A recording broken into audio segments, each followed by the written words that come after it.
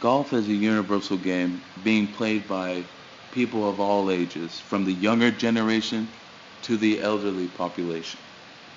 This game challenges you mentally as well as physically. For my study, I'm going to focus more on the golf swing, in particular the lower extremity. Most importantly, the hip rotation of the trail leg. To my right, I have the amateur golf player who's been playing golf for about 10 years. To my left, I have a professional golf player as more of a reference point. As I play the tape, you can see that the amateur golf player elevates his hips more than you should as opposed to the professional golf player as I freeze his frame. You can see that the amateur golf player elevates his hips to a certain level as opposed to the professional golf player. You know why this is bad? Because he's limiting his momentum shift into a downswing. From the lower extremity, most of the power comes from the hips.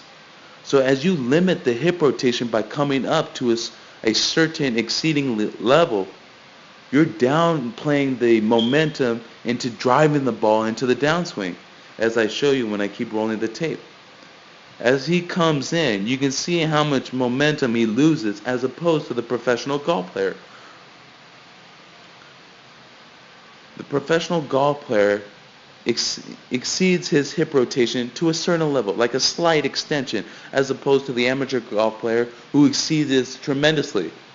Well, the amateur golf player needs to know that he needs to learn from the professional by slightly extending his hip and driving into the downswing to propel most of his movement into the ball and making contact with the ball.